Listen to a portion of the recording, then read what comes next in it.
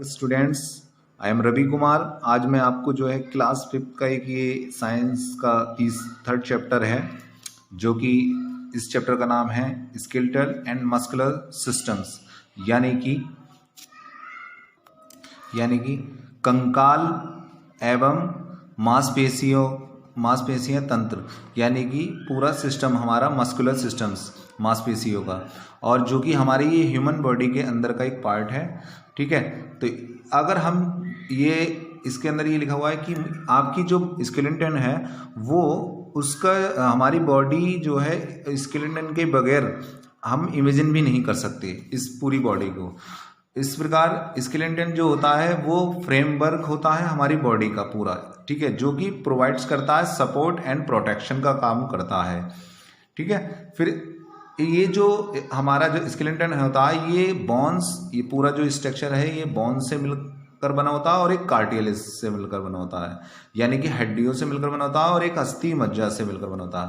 और skeleton is a covered with A muscles, और ये क्या होता है, मसल्स और स्किन से ढका हुआ होता है, यानी त्वचा और पेशी तंत्रों से मिलकर ढका हुआ होता है। और ये न्यू बॉर्न बेबी जब बच्चा जन्म लेता है तो 300 से ज़्यादा उसके पास में हड्डियाँ होती हैं, और जब बाद में जुड़ने के बाद में पूरा मनुष्य यानी कि एडल्ट बनने के बाद में कितनी हड्डियाँ हो जाती हैं, 206 रह जाती हैं। ठीक है, जुड़ने के बाद में ऐसा क्यों होता है, क्योंकि ये हमारी हड्डियाँ कुछ क्या होती हैं, जुड़ जाती हैं, तो वो जुड़कर 206 रह जाती हैं। फिर आता है स्ट्रक्चर ऑफ बोन। बोन का जो स्ट्रक्चर है वो हमारी the bones in our skeleton are living organs. ठीक है,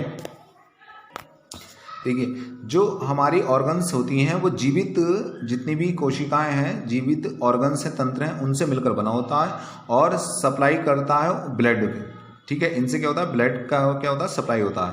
और ये इनका जो वेट होता है वो 1/5 हमारी बॉडी का ही 1/5, यानी कि 1/5 का मतलब होता है 1/5 पार्ट, यानी 1/5 गुना हमारे वेट का, हमारे बॉडी के वेट का इतना मेकअप बना हुआ होता है ये। और स्ट्रॉन्ग को सपोर्ट करता है हमारी बॉडी को, as well as light enough to let is move, और मूविंग करने का काम भी करता है। फिर उसके बाद में है bones are made of mainly calcium और फास्फोरस। हमारी जो हड्डियां होती हैं, बोन्स होती हैं, वो किससे मिलकर बनी होती हैं, कैल्शियम और फास्फोरस से मिलकर बनी होती हैं। किससे मिलकर बनी होती हैं, कैल्शियम एंड फास्फोरस। ठीक है, फिर आता है ये बोन्स वेरी हार्ड होती हैं आउटसाइड, और jelly like substance is a field which is called bone marrow. देखिए एक हड्डियों के अंदर एक चूरा सा जेली टाइप का भरा हुआ होता है, उसे हम क्या कहते हैं, इन हड्डियों के बीच में भरा हुआ होता है, तो उसे हम क्या कहते हैं, उसे बोलते हैं बोन मैरो। याद रखना इसको, क्या बोलते हैं इसको, बोन मैरो। तो ये क्या करता है, हमारी जो कोहनी की हड्डियां हैं इधर मूविंग करने का काम करती हैं, तो वो क्या करती हैं, बोन मैरो काम करती है। उसके अंदर क्या भरा होता है, बोन मैरो, जो सॉफ्ट और fatty material and forms the red blood cells में पाई जाती हैं। फिर उसके बाद में है बोन्स आर कनेक्टेड होती हैं टुगेदर, आपस में फ्लेक्सिबल फाइबर, जो जिस फ्लेक्सिबल फाइबर से टच रहती हैं, कनेक्टेड होती हैं, उसे हम क्या कहते हैं, लिंगामेंट बोलते हैं। तो ये आपको चित्र में दिखाई दे रहा होगा, ये लिंगामेंट का जॉइंट है। तो देखिए ऊपर की जो हड्डी है और नीचे की हड्डी है, दोनों को जॉइंट करने का जो काम कर रही है, बैंड अप कर रहा है ये डार्कनेस, उसे लिंगामेंट भी बोलते हैं। फिर आता है पार्ट्स ऑफ स्केलेटन। जो स्केलेटन है, स्केलेटन के पार्ट्स पढ़ लेते हैं। एक स्कल यानी कि खोपड़ी, लिम्स, बैकबोन जो रीढ़ की हड्डी होती है, और गिडल्स एंड रिब्स, फेफड़े। तो स्कल के बात कर लेते हैं। तो स्कल हमारे जो है 22 स्कल्स बोन्स हैं, 21 which lock together like pieces in the jigsaw. तो जवाड़े में हमारी 21 लगभग होती हैं। द जॉइंट्स रिमूवेबल, ये कैसी रहती है, मूविंग नहीं होती हैं। Make the scale really strong, और स्ट्रॉन्ग होती हैं। Our brain is protect 8 flat bones, हमारी जो ब्रेन को प्रोटेक्ट करने का काम करती हैं वो है हमारी 8 फ्लैट बोन्स। कितनी होती हैं हड्डियाँ, 8। The only skull bones that does move freely lower jaw. We are the able to speak and जिनसे हम बोलते हैं, खाते हैं, ड्रिंक करते हैं, मूविंग ऑफ लोअर जॉइंट। और हमारे जो जवाड़े का दूसरा जो भाग होता है वो कौन सा होता है, लोअर जॉ, यानी कि जो नीचे वाला भाग जबड़ा का भाग होता है। फिर आता है बैकबोन, ये पीछे की जो रीढ़ की हड्डी होती है, मूविंग करने का काम करती है हमारे शरीर को, bend up. It is attach to school from the top of the hip bones at the bottom. Bottom से हिप तक की जो बोन्स है वो क्या कहलाती है, ये बैकबोन कहलाती है। The backbone is made of 33 small bone से मिलकर बनी होती है, जिसे हम वर्टिब्रे भी कहते हैं। ठीक है, और each vertebra is the ring like bone the through the which is the delights delicate spinal cord presses the curve shape of the backbone prevents, यानी कि जो हमारे हेड से जुड़ा हुआ एक पीछे का पार्ट जुड़ा हुआ होता है एक हमारे, तो वो रनिंग और वॉकिंग करने की जो कोशिकाओं को जो हम दौड़ते हैं, मूविंग करते हैं और चलते हैं, तो ये कंट्रोल कौन करता है? बैकबोन ही करती है इस चीज़ का, ठीक है, और जिससे फ्लेक्सिबल बनाए रखती है हमारे मूविंग करने के लिए ट्विस्ट को।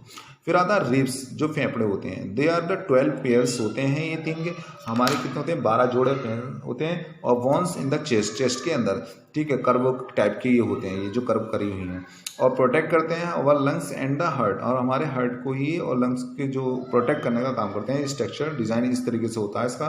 10 pairs of rib cages are the attachment the backbone, backbone से कितने होते हैं? 10 पेयर्स अटैचमेंट रहते हैं, back and breast bone in the front, और फ्रंट में भी और बैक में भी, ठीक है।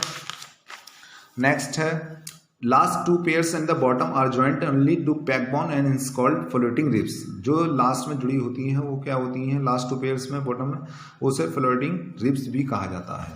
फिर होते हैं लिम्स, आर एक तो इसकी भुजाएं जो होती हैं हमारे आर्म्स एंड हैंड्स, देखिए ये वाली जो ये दिख रही हैं आपको, आर्म्स की जो है ये वाली पूरी, और ये जो है लेग एंड फिट है, ये जो लेग की हड्डी होती है ये वाली हड्डी है, ठीक है। इसमें जो है अटैचमेंट रहता है शोल्डर बोन से रहता है, जिसे ह्यूमरस कहते हैं, लॉन्ग बोन को हम, लंबी हड्डी को, जो हमारी लंबी सबसे लंबी हड्डी होती है उसको ह्यूमरस भी बोला जाता है।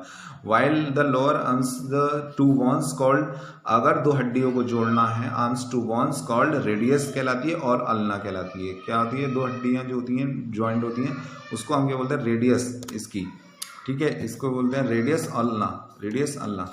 और जो मैनी सिमिलर बोन्स जो होती हैं रेस्ट पॉल्म एंड फिंगर्स, वो हड्डियों में और कोहनी में जुड़ी होती हैं जो कि, ठीक है।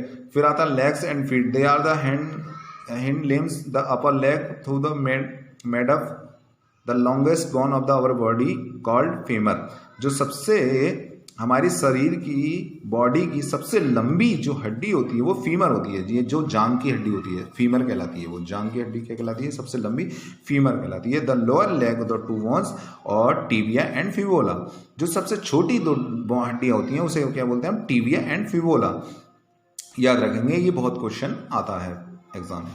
और फिर आता है ग्रिडल्स, यदि our forelimbs are the attachment pectoral girdles and the, जो हमारे शोल्डर से जुड़ी होती हैं ये वाली हड्डियां, वो क्या हैं? ये ग्रिडल्स कहलाती हैं।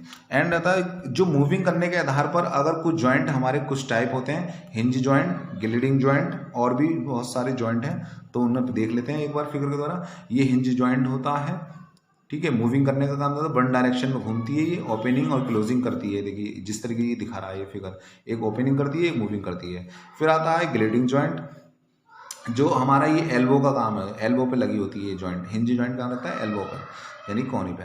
और gliding joint the our wrist and ankle vertebral and gliding joints which the help the twist turns bend का काम करती है, ठीक है। जैसे फिंगर जॉइंट है ये वाला, ये कौन सा जॉइंट है? रिस्ट ग्लिडिंग जॉइंट यानी फिंगर पर, ठीक है। फिर नेक्स्ट है हमारा पिवोट जॉइंट, पिवोट जॉइंट यानी एक ही तरीके से एक ही आधार पर घूमने वाला पॉइंट, जैसे हमारी खोपड़ी जो है दोनों तरफ को घूम जाती है 2 डायरेक्शन में, तो मूविंग और हेड अप और नीचे को भी हो जाती है, डाउन में और साइड में हो जाती है, तो इसे क्या बोलते हैं? पिवोट जॉइंट बोलते हैं, जो हमारी खोपड़ी पर लगता है जॉइंट, ठीक है, जो आगे पीछे घूम सकती है और नीचे ऊपर।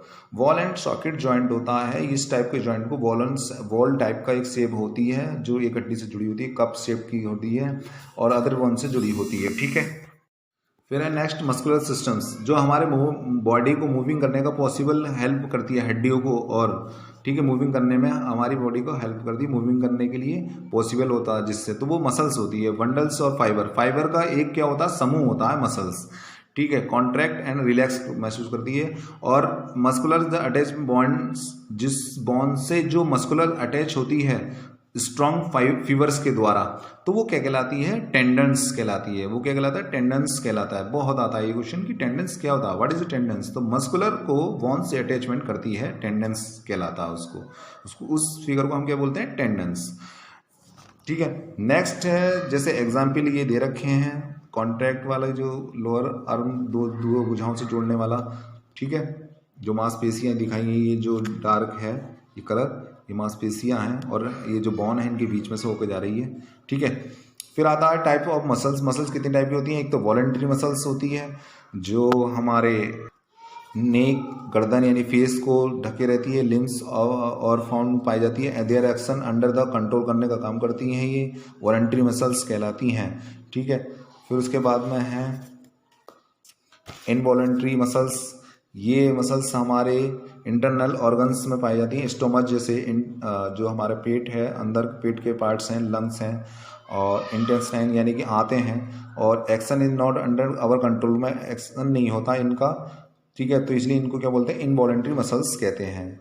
और कार्डिक मसल्स क्या होती हैं? जो ओनली एक हमारे हार्ट में ही पाई जाती हैं। पूछा जाता है कि हार्ट में जो हमारे हृदय है, हृदय में के अंदर कौन सी मसल्स पाई जाती हैं? तो कार्डिक मसल्स पाई जाती हैं। ठीक है, इस बात को याद रखना, जो पंप करती है, ब्लड को पंप करने का काम करती है। तो आई होप आपको समझ में आया होगा ये चैप्टर। लाइक कीजिए, शेयर कीजिए।